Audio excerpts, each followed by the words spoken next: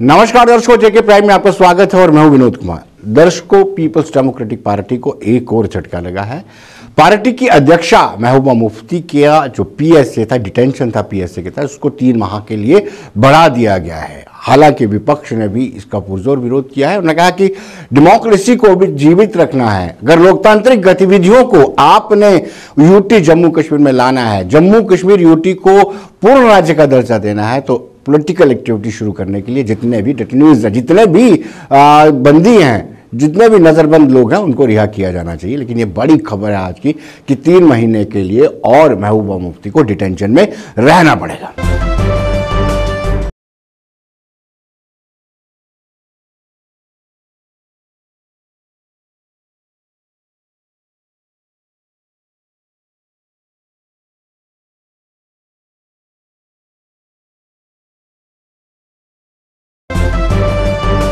दर्शकों, अब हम बात करेंगे डोमिसाइल की। डोमिसाइल को लेकर के आज भी दिक्कतें बरकरार हैं।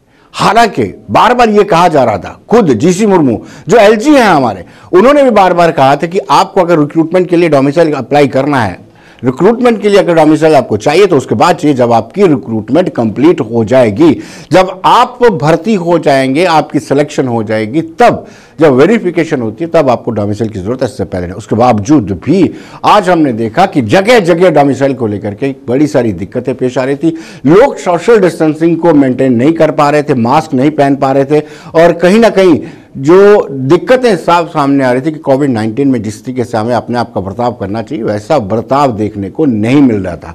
आइए देखते हैं लोगों का क्या कहना है।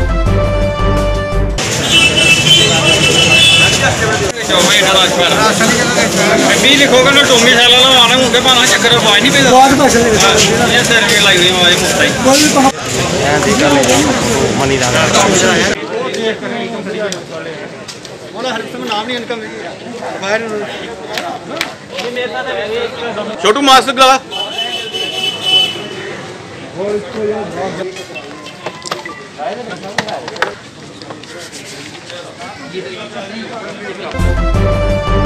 तो दर्शकों, बिश्नाह में अब जब बात की थी तो तब भी लोगों का यही कहना था कि ये जरूरी हो गया है कि आप डोमिसाइल बनाएं, लेकिन व्यवस्था की जाए सरकार की तरफ से, एडमिनिस्ट्रेशन की तरफ से कोई ऐसे इंतजामात किए जाएं ताकि सोशल डिस्टेंसिंग को मेंटेन रखा जाए, ना कि जिस तरीके से धज्जियां सीधी सीधी सोशल डिस्टेंसिंग की धज्जियां उड़ रही हैं, ये खतरे से खाली नहीं है। सारा डोमिसाइल जो सर्टिफिकेट नए जो बन रहे हैं अभी उसकी वजह से है। और मेरी ये रिक्वेस्ट है गवर्नमेंट से कि जो जिनके पीआरसी हैं बने हुए, उनको कंसिडर किया जाए। और चलो जिनके नहीं बने हैं वो तो डोमिसाइल बनवाएंगे, बट जिनके पीआरसी बने हैं वो कंसिडर किए जाएं, ताकि ऑफिस में इतना रश ना पड़े। क्योंकि ऐसे तो कोई रश नहीं है, सिर्फ ये डोमिसाइल की वजह से रश पड़ रहा है। फॉर्म लगे हैं, बच्चे भी मजबूर हैं, ऊपर से आप डोमिसाइल का इतना रश पड़ा हुआ है, तो यहाँ पे कोरोना का खतरा नहीं है क्या? कोरोना का खतरा बोल रहे हैं, डिस्टेंस रखना है, 2 मीटर का होना चाहिए, मास्क होना चाहिए। तो यहाँ पे खुले में इतना रश डाल के रखा है लोगों ने कि कम से कम बच्चों को इतनी रियायत दी जाए कि ये फिलहाल जहाँ पे फॉर्म लग रहे हैं स्टेट बैंक पे अपना फॉर्म फिल कर लें, बाद में इनका डोमिसाइल वगैरह जो बनने हैं वो भी बन जाएंगे। एक तरफ तो आप कहते हो कि इससे बचाव करो, दूसरी तरफ से पूरी दुनिया तहसील में इकट्ठी हो रही है। हर तहसील में, जम्मू के हर जितने भी डिस्ट्रिक्ट में जितने तहसील हर जगह रश पड़ा हुआ है। तो मेहरबानी करके कृपया इन पे बच्चों पे थोड़ा रहम करिए। ये मजबूरी होकर बेचारे घरों से तहसीलों में रश डाला हुआ है कि इनके सर्टिफिकेट जल्दी से जल्दी इनको मिले। दर्शकों, हमने जम्मू तहसील में देखा, तहसीलदार ने खुद कैंप लगाया हुआ था। तहसीलदार ने कहा कि हम सबको डोमिसाइल देना चाहते हैं, ये हमारी प्रायोरिटी है, प्रायोरिटी के तहत हम काम कर रहे हैं। लेकिन हमने वहां पर भी पहले हम सुनते कि तहसीलदार ने क्या कहा। रिसेंटली गवर्नमेंट ने डोमिसाइल सर्टिफिकेट इशूज़ का कंसेप्ट स्टार्ट किया है। लोगों को पीआरसी को रिप्लेस करके डोमिसाइल इशू किए जा रहे हैं। उसके कंसर्न में आज हमने डीसी ऑफिस के बाहर ये कैंप लगाया। कारण 31 को कुछ स्टूडेंट्स की लास्ट डेट है for filling of form PMSS scheme, इसके तहत फॉर्म बनने की लास्ट डेट थी। बच्चों को बहुत परेशानी आ रही थी, ऑनलाइन साइट अभी काम नहीं कर रही है। दैट इज द लोगों को मैनुअली सर्टिफिकेट करने के लिए आज डीसी ऑफिस के बाहर। आप क्वेश्चन उठा डीसी ऑफिस बाहर क्यों? रिसेंटली आपने सुना होगा डीसी ऑफिस के अंदर कुछ 2-3 पॉजिटिव आए, तो लोगों की सेहत को ध्यान में रखते हुए एज ए प्रिकॉशनरी मेजर हमने डीसी ऑफिस बिल्कुल बंद कर दिया, किसी को एंट्री नहीं अलाउ किया है। दैट्स वे हमने डीसी ऑफिस बाहर ही आज कैंप लगाया था कि जिन बच्चों को लास्ट डेट का इशू बनाएं, फॉर्म अपना जो सर्टिफिकेट फॉर्म भर के सर्टिफिकेट इशू करके। वहीं जो डोमिसाइल बनाने वाले यूथ आया हुआ था तो उनका कहना था कि लास्ट डेट है, हमें अनिवार्य था, हमने ऑनलाइन अप्लाई किया, अप्लाई करने के बाद जब कोई रिस्पांस नहीं आया तो हमें मजबूरी में यहाँ पर आना पड़ा। उन्होंने तारीफ जरूर की, तहसीलदार की तारीफ जरूर की, लेकिन जब हमने देखा कि वहां पर जब लोग डोमिसाइल बना रहे थे वहां शरेआम धज्जियां उड़ रही थी सोशल डिस्टेंसिंग की। यहाँ पे मैंने डोमिसाइल को ऑनलाइन अप्लाई किया था तो वो नहीं आ रहा था, तो यहाँ पे कोरोना वायरस के पेशेंट्स भी आए थे तो डीसी ऑफिस बंद था। ये जो तहसीलदार सर है वो हमारे लिए स्पेशल आए, हम स्टूडेंट्स के लिए उन्होंने डोमिसाइल बनाए, तो काफ़ी देर से वो कर रहे हैं, तो मैं उनका थैंक यू करती हूँ। दर्शकों, सरकार ने कमेटी का गठन किया है। ये कमेटी डिसाइड करेगी कि जो लोग सरकारी तनख्वाह सरकार से लेते हैं और देश विरोधी गतिविधियां करते हैं उनके खिलाफ क्या कार्रवाई होनी चाहिए। इस कमेटी को इख्तियारात मिले हैं कि आप टर्मिनेट कर सकते हैं या डिमोट कर सकते हैं। हमने एडवोकेट अंकुर शर्मा से बातचीत की और साथ ही साथ फॉर्मर ब्यूरोक्रेट रविंदर गुप्ता से बातचीत की। आइए देखते हैं उनका क्या कहना है।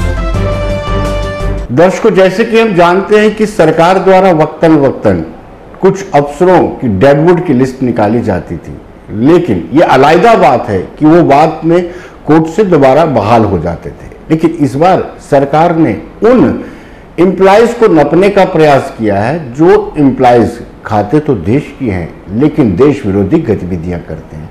एक कमेटी कॉन्स्टिट्यूट की है और कॉन्स्टिट्यूशन ऑफ इंडिया 311 सेक्शन जो है उसकी धारा 311/11/C उसके तहत कमेटी कॉन्स्टिट्यूट किया और ये कमेटी जो अपनी रिकमेंडेशन देगी। अगर उनको लगता है कि किसी ने सोशल मीडिया का एम्प्लॉइज ने गलत इस्तेमाल किया, देश हित के लिए इस्तेमाल नहीं किया, देश के विरोध में इस्तेमाल किया, तो उसके खिलाफ कार्रवाई होगी। इस वक्त हमारे साथ सीधे जुड़ चुके हैं एडवोकेट अंकुर शर्मा जो एकजुट के चीफ है और साथ ही साथ बड़े सीनियर एडवोकेट भी हैं। अंकुर जी, आपका स्वागत है। क्या लगता है कि इस कमेटी की जरूरत थी?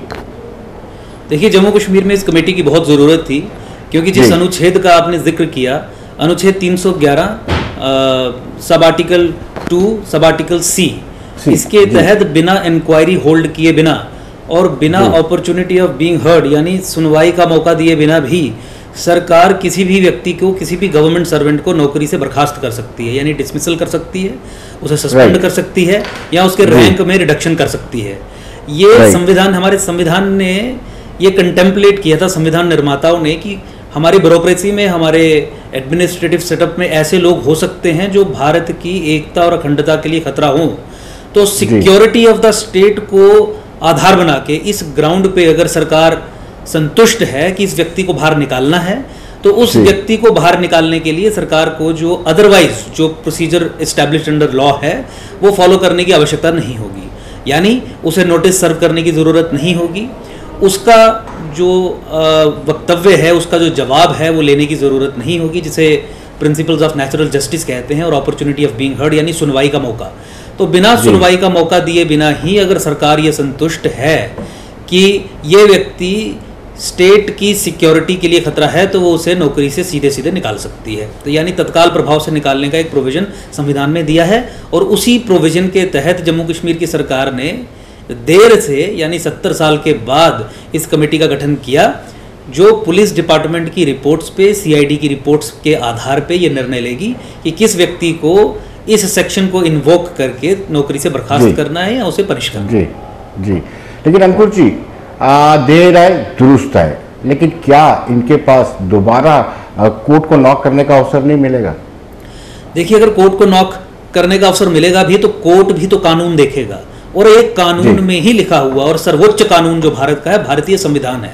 और आर्टिकल 311 की जब हम बात करते हैं तो हम भारतीय संविधान के अनुच्छेद की बात करते हैं।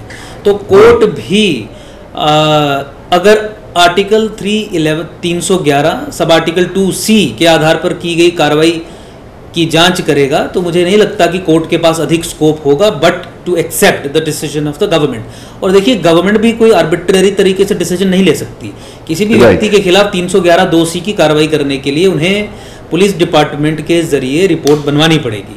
वो रिपोर्ट पुलिस डिपार्टमेंट जो है वो अपने आप को संतुष्ट करने के बाद इस कमेटी को देगा और कमेटी वो रिपोर्ट पढ़ने के बाद ही इतना बड़ा निर्णय लेगी।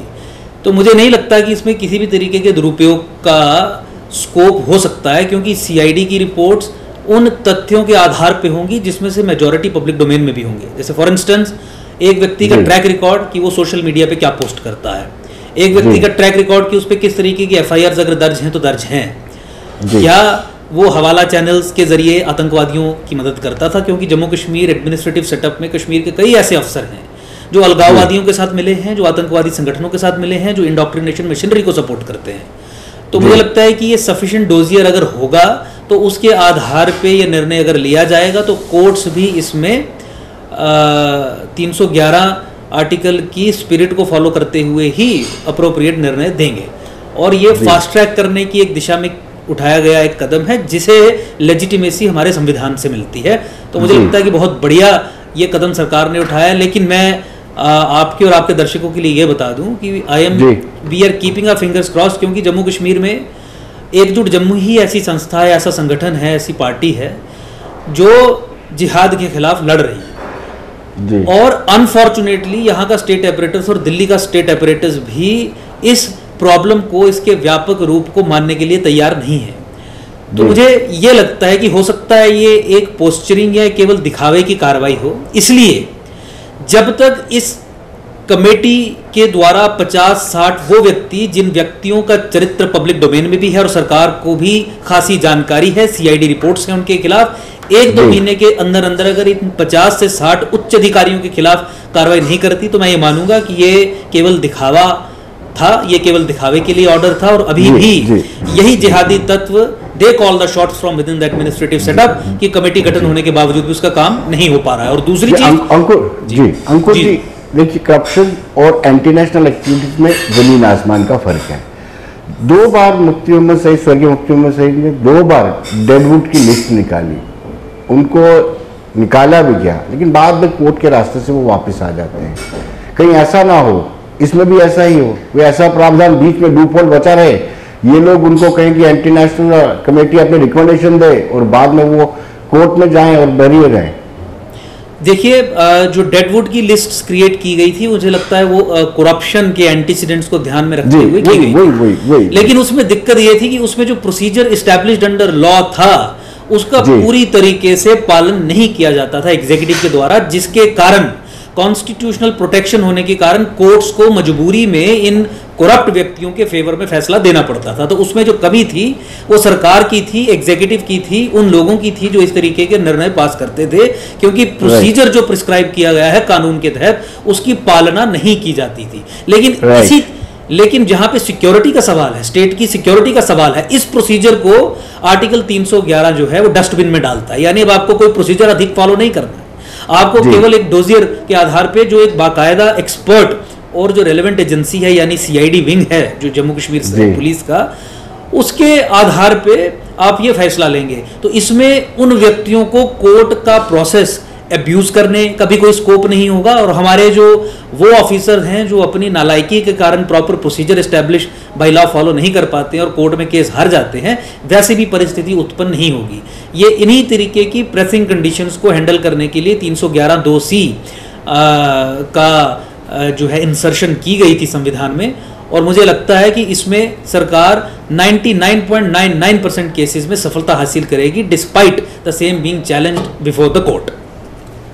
अंकुर जी, अब हम बात करेंगे कुछ लोग, कुछ ऐसे ब्यूरोक्रेट्स जो अपने टाइम में अलगाववाद की बात करते थे और जो एंटी नेशनल एक्टिविटीज़ भी करते थे, उसके बाद वो मेन स्ट्रीम में आ जाते हैं, अपना समय ब्यूरोक्रेसी में बिता करके रिटायरमेंट के बाद मेन स्ट्रीम में आ जाते हैं, फिर वो पॉलिटिशियंस भी बन जाते हैं, कुछ मंत्री भी बने हुए हैं। क्या उन पर कार्रवाई का प्रावधान है कि सिर्फ जो सर्विंग है, अब आगे की जो है उन पर ही कार्रवाई हो सकती है?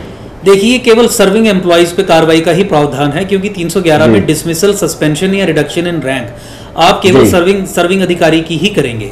लेकिन हाँ, ये जरूर है कि अगर किसी रिटायर्ड अधिकारी का रैंक आपने उसे डिमोट करना है तो उस तरीके की पनिशमेंट उस पर इन्फ्लिक्ट की जा सकती है। लेकिन रिटायर्ड अधिकारियों के लिए और वो लोग जो पॉलिटिक्स में चले गए हैं, मेन स्ट्रीम में आ गए हैं, उन पे कार्रवाई करने के लिए आईपीसी की और विभिन्न धाराएं हैं जिनके तहत कार्रवाई की जा सकती है। लेकिन प्राइमरीली ये उन्हीं एम्प्लॉइज को ध्यान में रखते हुए कमेटी का गठन किया गया है जो अभी सर्विंग एम्प्लॉइज हैं और सिस्टम को अंदर से सबवर्ट कर रहे हैं। लेकिन मैं आपको फिर कहूं कि देखिए सिम्टोमेटिक इलाज करने से कुछ नहीं होगा। जम्मू कश्मीर लेफ्टिनेंट गवर्नर को ये समझना चाहिए कि जम्मू कश्मीर में जो प्रॉब्लम है वो जिहाद की प्रॉब्लम है, और जिहाद की बहुत सारी डायमेंशंस जो हैं उनके जरिए मुस्लिम ब्रदरहुड का मॉडल यहाँ पे डिप्लॉयड है। और यही कारण है कि आपकी ब्यूरोक्रेसी में भी ऐसे जिहादी तत्व हैं जो ब्यूरोक्रेटिक सेटअप को सबवर्ट करके जिहाद को आगे बढ़ाने का काम करते हैं।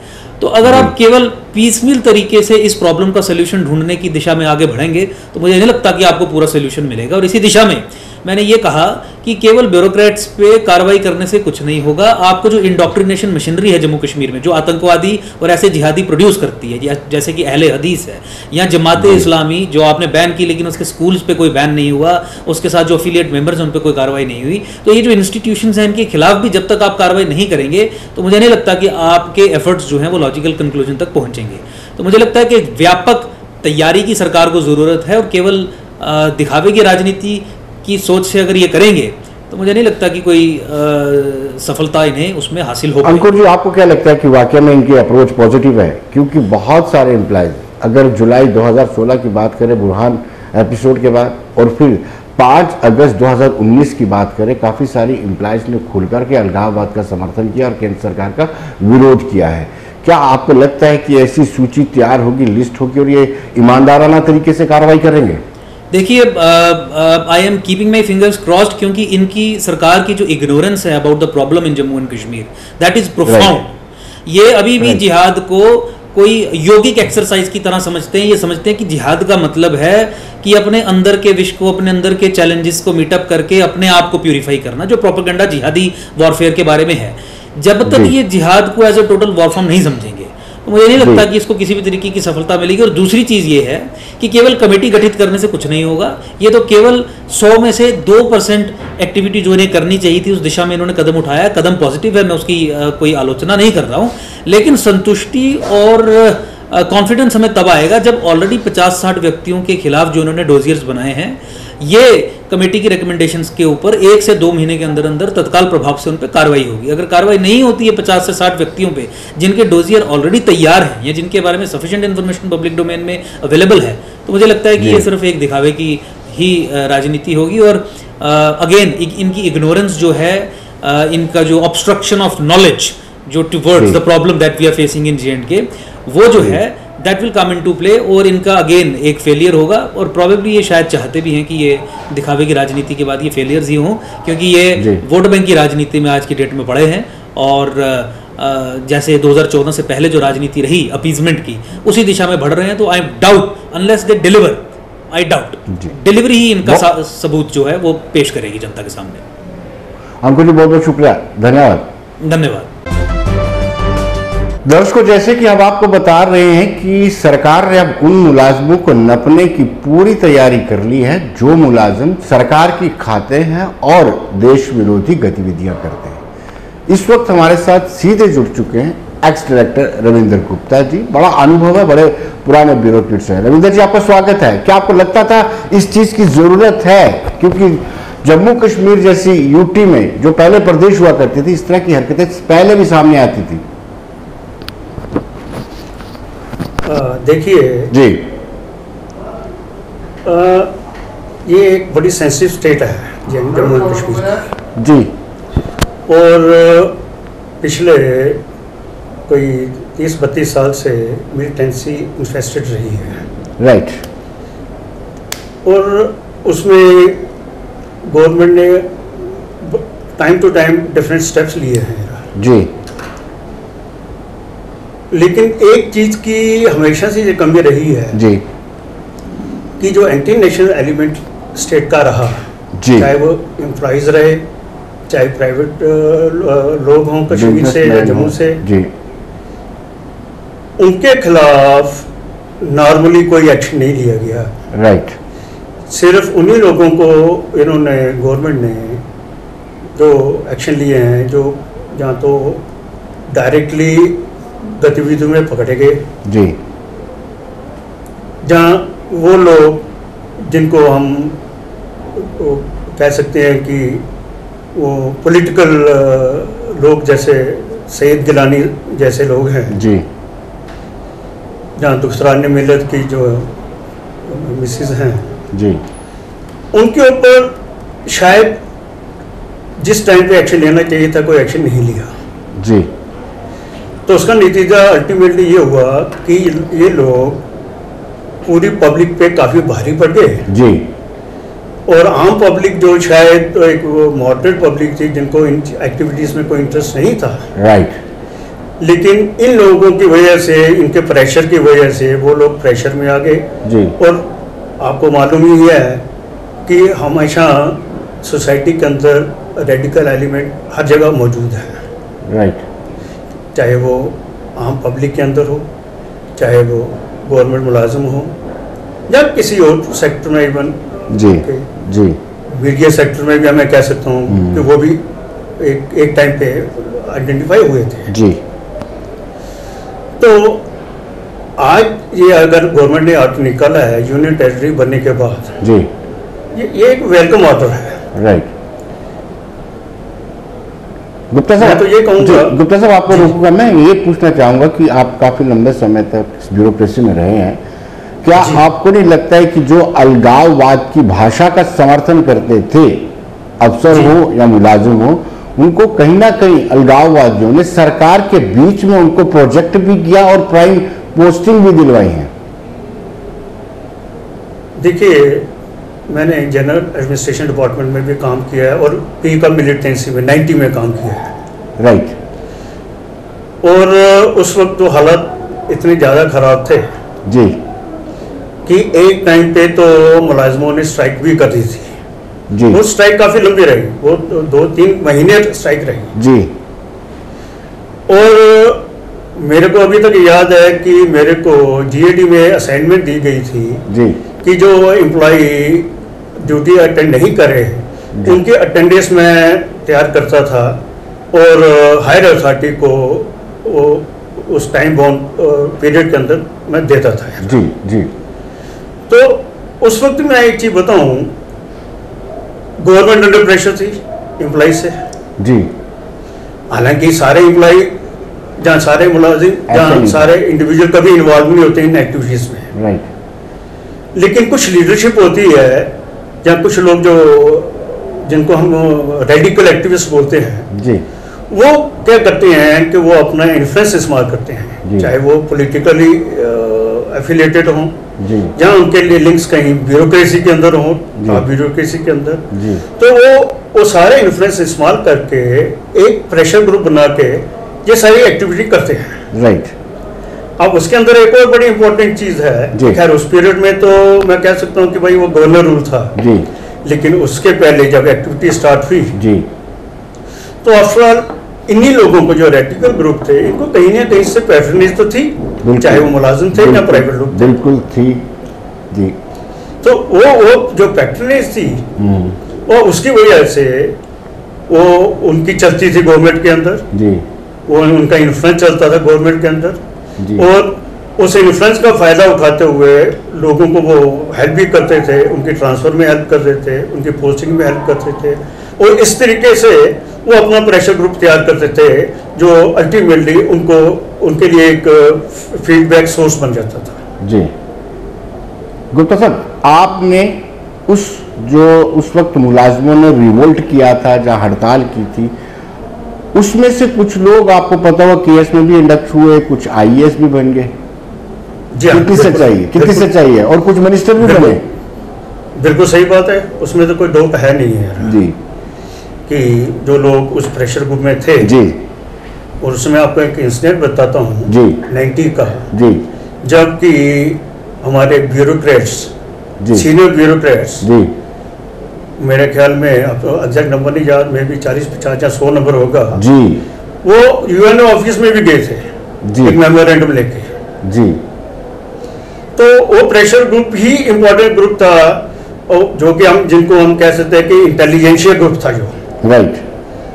तो वो इंटेलिजेंस ग्रुप वहाँ पे गया था और गवर्नमेंट ने उसमें भी आर्डर निकाले थे भाई इन लोगों के खिलाफ हम कुछ एक्शन लेंगे जी।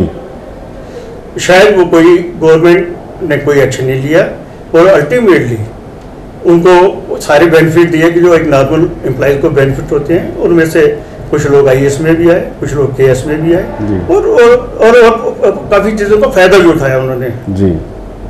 तो क्या लगता है कि गवर्नमेंट की एडजस्टमेंट की पॉलिसी थी इनको अपीज करने के लिए, क्योंकि अलगाववादियों का हाथ इनके पीछे था? देखिए, मैं ये इतना कह सकता हूँ जी कि इवन अलगाववादी जो लोग थे उनके भी टॉप लेवल पे लिंक्स थे जी, और उनकी सुनवाई थी उस वक्त भी, ऐसी बात नहीं है जी। और जब तक वो रहे हैं उनकी गवर्नमेंट के अंदर सुनवाई रही है और हर लेवल पे सुनवाई रही है जी। तो तभी तो वो उनके जो फेवरेट लोग थे या उनसे एफिलिएटेड लोग थे जी, उनके टाइम टू टाइम पे अच्छी पोस्टिंग्स होती थी। राइट। तो कहीं ना कहीं गुप्ता साहब, अब जो इन्होंने कमेटी कॉन्स्टिट्यूट किया है, आप मुझे सुन पा रहे हैं? जी हाँ, जी हाँ। अब जो कमेटी कॉन्स्टिट्यूट किया है, इसमें आपको लगता है कि कुछ पॉजिटिव अप्रोच के साथ ये कमेटी कॉन्स्टिट्यूट की है? कहीं ये ना हो कि ये भी सिर्फ दिखावा बन के रह जाए? अब इम्पोर्टेंट चीज तो यही है जी कि क्या ये कमेटी जहाँ ये आज की जो एडमिनिस्ट्रेशन है जी जो एक्सरसाइज करने जा रही है जी, क्या वो उसमें सक्सेसफुल होगी या नहीं, मेरे को अभी भी डाउट है इस सिलसिले में। क्योंकि जो रेडिकल ग्रुप है जी, उनके लिंक्स हर लेवल के ऊपर हैं जी। और जब हम एडमिनिस्ट्रेशन की बात करते हैं तो साइमल्टेनियसली पॉलिटिकल इनिशिएटिव भी चलते हैं जी। तो जब पॉलिटिकल इनिशिएटिव की बात आती है तो वहाँ पे काफ़ी कुछ कंप्रोमाइज किया जाता है जी। और ये जो इशू है ये एक बार्गेन पॉइंट भी बन जाता है पॉलिटिकल डिस्पेंसेशन के लिए जी। तो ऐसे हालात में बड़ा मुश्किल है ये कहना कि इन लोगों पे एक्शन होगा कि नहीं होगा, स्पेशली जो इंटेलेक्चुअल ग्रुप है जी, जो एम्प्लॉइज में से इंटेलेक्चुअल ग्रुप है जी। क्योंकि इसकी अपनी डेफिनेशन है कि इंटेलेक्चुअल ग्रुप है उनको आप किस कैटेगरी में गवर्नमेंट लेती है। चाहे एक ग्रुप है जो डायरेक्टली इन्वॉल्व डिसरप्टिव एक्टिविटीज में जी, उसके लिए तो गवर्नमेंट के साथ गवर्नमेंट के पास तो डायरेक्ट कानून है और सिविल एडमिनिस्ट्रेशन या पुलिस उनको डायरेक्ट पकड़ लेती है, दैट्स वन पार्ट जी। लेकिन जो एम्प्लॉइज में से जो इंटेलेक्चुअल ग्रुप की बात है जो अल्टीमेटली कंट्रोल करते हैं सिस्टम को, एम्प्लॉइज को जी, इसके ऊपर क्या गवर्नमेंट लेती है ये इसके बारे में मेरे को एप्रीहेंशन है जी। लेकिन गुप्ता साहब, अगर देखा जाए कि पॉलिटिकल एक्टिविटीज को दोबारा से रिवाइव करना है यूटी जम्मू कश्मीर में, तो मुझे लगता है कि पॉइंट ऑफ नेगोशिएशन इस वक्त जो है स्टेटहुड का है।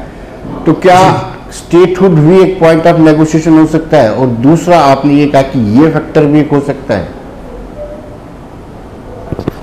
अब रिपीट करेंगे दोबारा? मैं ये कह रहा था इस वक्त जो पॉलिटिकल एक्टिविटीज पूरी तरह से स्टैंड स्टिल हैं यूटी जम्मू कश्मीर में, इन पॉलिटिकल एक्टिविटीज को रिवाइव करना भी सरकार की मॉरल रिस्पॉन्सिबिलिटी बन जाती है। अब बात चल रही है स्टेटहुड की कि यूटी से हटाकर को फुल फ्लेज स्टेट का दर्जा दिया जम्मू कश्मीर को। क्या ये एक पॉइंट ऑफ नेगोशिएशन बन सकता है? जी देखिए जी, जहाँ तक नेगोशिएशन पॉइंट की बात आई है मल्टीपल इश्यूज हैं जी, और उसमें से जो टॉप प्रायोरिटी पे जो पॉलिटिकल डिस्पेंसेशन जो है जो कश्मीर की खास तौर पे जिनका प्रेशर ग्रुप है जी, उनका फर्स्ट एजेंडा यही है कि इसको स्टेटहुड का दर्जा दिया जाए जी, नंबर 1 जी।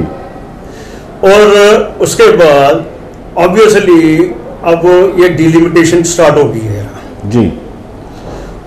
कश्मीर के लोग, कश्मीर के पॉलिटिशियन ये नहीं चाहेंगे कि डिलिमिटेशन में जम्मू की सीटें ज़्यादा हो जाएं एज कम्पेयर टू कश्मीर जी।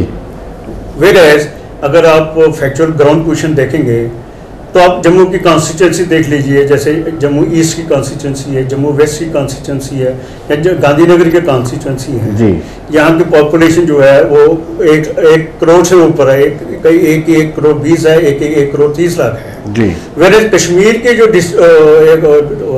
एक सीट जो है वो पे हार्डली 30 या 40,000 के करीब लोग हैं एक कॉन्स्टिट्यूंसी के लिए जी। तो ऑब्वियसली जब लिमिटेशन होगी तो उसमें जम्मू के अंदर सीटों का बढ़ावा होगा, नंबर 1। नंबर 2, आपके आर्टिकल 370 हटने के बाद जो पाकिस्तान से रिफ्यूजी आए हैं जी, उनका नंबर भी कोई 80-90 लाख के करीब है जी जी। तो उनके भी आने से जम्मू की सीटें बढ़ेंगी जी। तो ये भी एक बड़ा एक फ्लैश पॉइंट रहेगा ड्यूरिंग नेगोशिएशन जी। और इसके अलावा बाकी छोटे मोटे इशू जो है जी वो तो चलते रहेंगे। जो प्राइमरी इशू जो मैं कह रहा हूँ, ये प्राइमरी इश्यूज हैं जब ये पॉलिटिकल नेगोशिएशन की बात है।